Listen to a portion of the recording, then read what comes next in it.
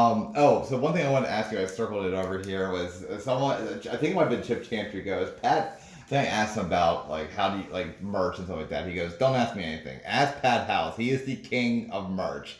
So what is it with you?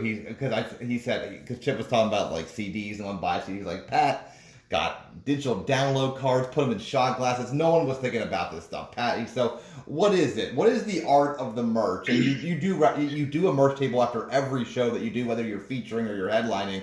So tell me, like, usually stand-up comics are like, they don't like they don't like being that close. They don't like interacting with the audience right after they get off stage. But it seems like you like that part of it. I mean, you do have I bits, do bits get about it. exhausting quick. Yeah.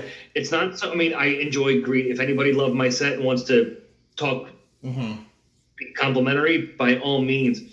But it's exhausting talking to people for an hour after every show. It's Yeah. exhausting. It's mentally draining.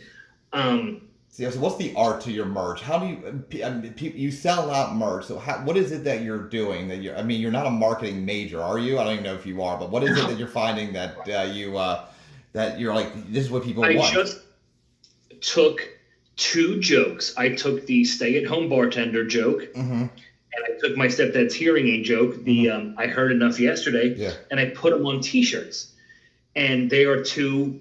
Those two jokes in particular are very, very hard hitting, strong punchlines in my set that the crowd might remember.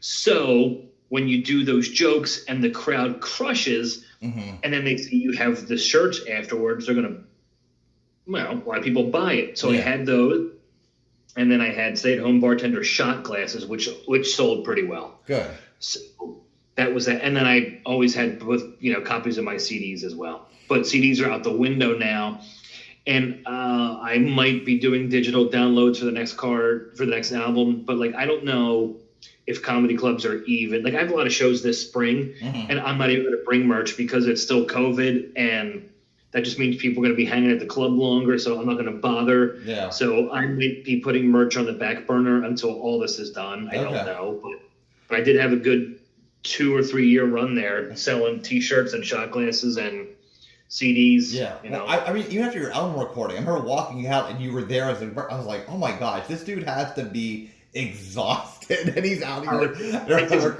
and you're such a professional. I mean, it wasn't like I could tell that you were tired or anything, but I was like, he's tired. I was like, there's no way he can. Well, it's still work. I mean, Yeah. I want to greet people after the show and Mhm. thank them and shake their hands and all that stuff.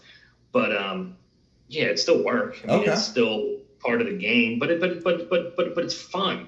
But it's also, again, hotel alone time. You do Yeah. 2 or 3 shows in one night. You greet 2 or 3 crowds. You have FaceTime with 300 people, 400 people over the entire night. It's fucking quiet time in the hotel. Nice. Nice.